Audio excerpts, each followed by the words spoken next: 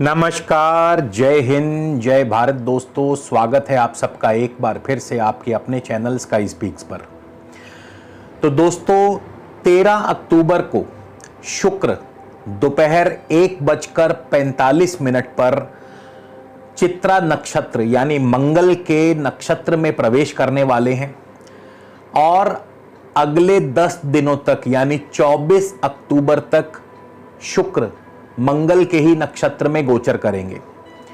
हालांकि ये गोचर अल्पकालीन है, केवल 10 दिनों के लिए है, लेकिन फिर भी इसका प्रभाव अवश्य पड़ेगा। खास करके जिनको भी इस समय वर्तमान में शुक्र की प्रत्यंतर दशा चल रही है, उनको तो अवश्य ही इसका प्रभाव मिलेगा। तो इसलिए भी ये गोचर महत्वपूर्ण हो जाता है। और आज हम सभी 12 लग्न राशियों की चर्चा करेंगे कि सभी 12 लग्न राशियों के जातकों को इसका क्या प्रभाव मिलेगा या मिल सकता है। तो कहीं भी जाइएगा मत दोस्तों, वीडियो को शुरू से लेके अंत तक जरूर देखिएगा। इसके अलावा अगर आपने अब तक हमारे चैनल को सब्सक्राइब नहीं किया तो आपसे निवेदन है, कृपया चैनल को सब्सक्राइब कर लीजिए ताकि जब भी हम कोई नया वीडियो अपलोड करें तो आप तक पहुंचे सबसे पहले। इसके अलावा यदि आप मुझसे किसी भी प्रकार का निजी ज्योतिषीय परामर्श लेना चाहते हैं दोस्तों, तो स्क्रीन पर या वीडियो के डिस्क्रिप्शन में आपको मेरी कॉन्टैक्ट डिटेल्स मिल जाएंगी। आप मुझसे परामर्श के लिए संपर्क कर सकते हैं, मगर शुल्क लागू रहेंगे। तो चलिए शुरुआत करते हैं। और आज का ये जो गोचर मैं आपको बता देना चाहूंगा, केवल और केवल अपनी लग्न राशि से ही देखिएगा।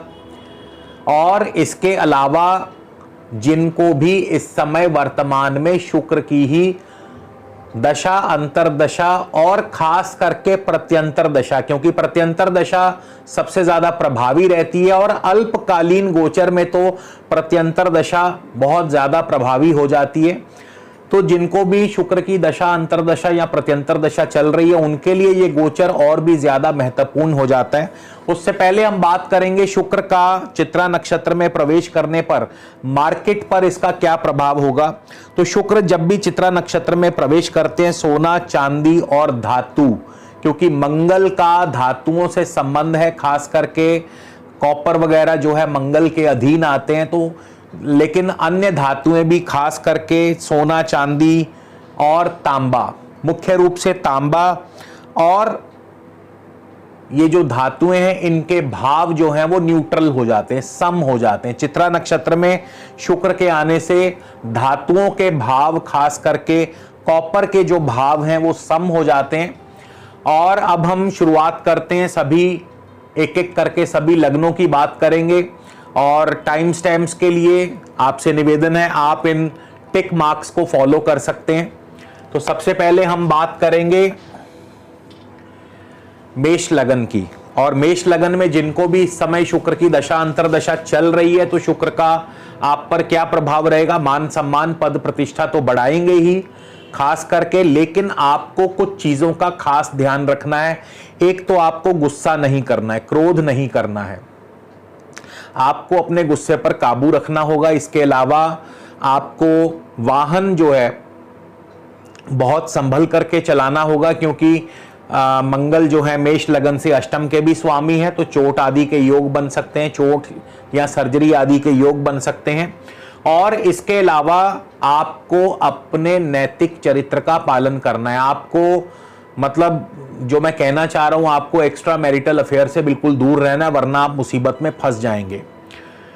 वृषभ लगन की बात करें तो वृषभ लगन वालों के लिए ये जो गोचर रहेगा शुक्र का, थोड़ा मिला जुला फल रहेगा।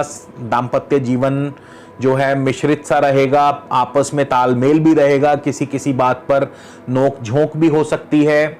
और व्यापारिक दृष्टिकोण से भी बढ़िया रहेगा, आपका व्यापार ठीक ठाक रहेगा। लंबी दूरी की यात्राएं हो सकती हैं, खास करके विदेश यात्रा हो सकती है आने वाले दिनों में, अगर आपका कोई ऐसा प्लान है, या अगर आपका कोई इंपोर्ट एक्सपोर्ट से जुड़ा कारोबार है तो उसमें आपको अवश्य ही सफलता मिलती नजर आती है। यानी अगले 10 दिन व्यापार के लिए बढ़िया है, दाम्पत्य के लिए मध्यम है और यात्रा आदि के योग भी बन सकते हैं। इसके बाद मिथुन लगन वालों के लिए तो ये गोचर बहुत ही शुभ रहने वाला है, क्योंकि मिथुन लगन वालों की आर्थिक रूप से बहुत ही ज़्यादा यहाँ पे मदद होगी। आपको ऋण आदि की सुविधा मिल सकती है। आपका कारोबार अच्छा चलेगा। नौकरी नहीं है तो आपको आने वाले अगले 10 दिनों में नौकरी मिल सकती है।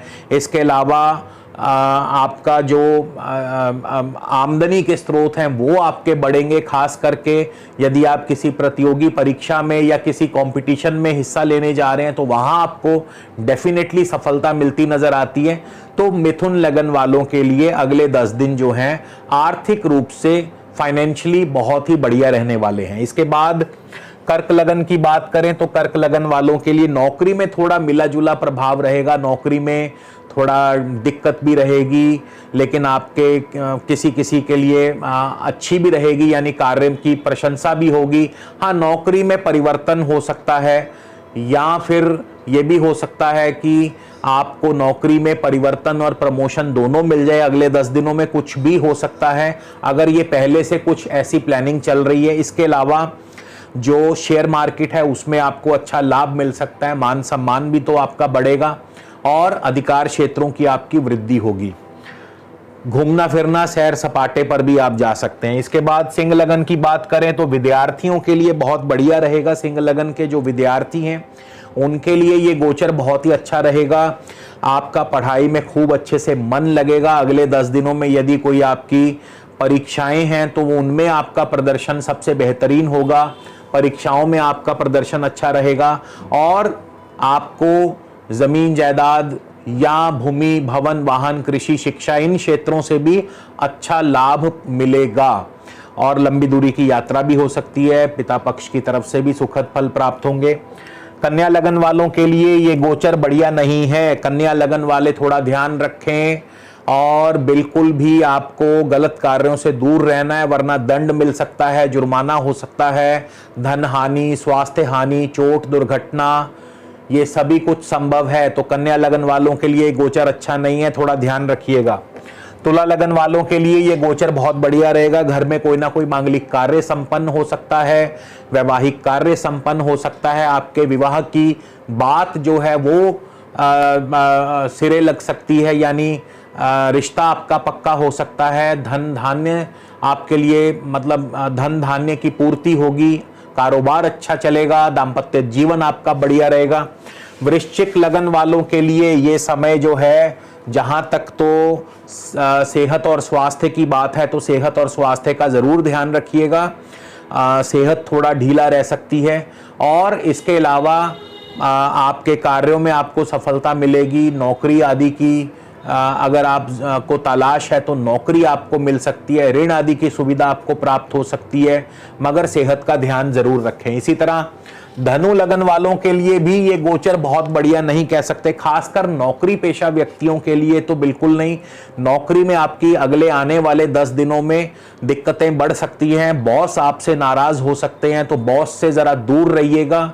अपने काम समय पर कर लीजिएगा, वरना बॉस आपको बॉस की जबरदस्त नाराजगी झेलनी पड़ सकती है। शेयर मार्केट में आपको अच्छा लाभ मिल सकता है। लव लाइफ आपकी ठीक ठाक चलेगी और दाम्पत्य जीवन में थोड़ी दिक्कतें या सेहत और स्वास्थ्य का ध्यान रखिए। मकर लगन की बात करें तो जमीन जायदाद संबंधी कार्यों से आपको खूब अच्छा धन लाभ होगा। पढ़ाई में आपका विद्यार्थियों का प्रदर्शन बहुत बढ़िया रहेगा। इसके अलावा नई भूमि भवन वाहन आदि सुख की प्राप्ति, या जो लोग भी जमीन या वाहन आदि कार्यों से जुड़े हैं उनके लिए ये समय बहुत अनुकूल रहेगा। आमदनी के स्रोत भी बढ़ेंगे, लाभ होगा, इनकम्स होंगी, गेन्स और सक्सेस भी मिलेंगे। इसके बाद कुंभ लगन की बात करें तो भागा दौड़ी के साथ साथ आपकी सफलता भी रंग लाएगी, यानी मेहनत आपकी जरूर आपका साथ देगी। मेहनत से आपको सफलता भी मिलेगी, आपके कार्य भी पूर्ण होंगे, मान सम्मान भी बढ़ेगा, नौकरी में भी तरक्की, प्रमोशन या कार्यों में सिद्धि और सफलता दोनों के योग बनते नजर आते हैं। भागा दौड़ी चलती रहेगी। इसके बाद मीन लगन वालों के लिए आर्थिक पक्ष मजबूत रहेगा, आर्थिक स्थिति मजबूत रहेगी, फाइनेंशियल कोई दिक्कत नहीं, लंबी दूरी की यात्राएं भी हो सकती हैं। पिता पक्ष की तरफ से भी आपको सुखद फल या पिता का सुख सहयोग बना रहेगा। पैतृक संपदा, इन सब चीज़ों की प्राप्ति, या वैसे ही धार्मिक कार्यों में आप बढ़ चढ़ करके हिस्सा लेंगे, भाग लेंगे। तो ये था सभी 12 लग्न के जातकों के लिए फल। अब हम बात करेंगे उपाय की। देखिए, उपाय कैसे बनते हैं, उपाय किस तरह से होते हैं। शुक्र जो है मंगल के नक्षत्र में है, चित्रा नक्षत्र में है। और मैंने बताया कन्या लगन और इसके अलावा धनु लगन, इन 2 लग्नों के लिए शुक्र का ये गोचर बढ़िया नहीं है।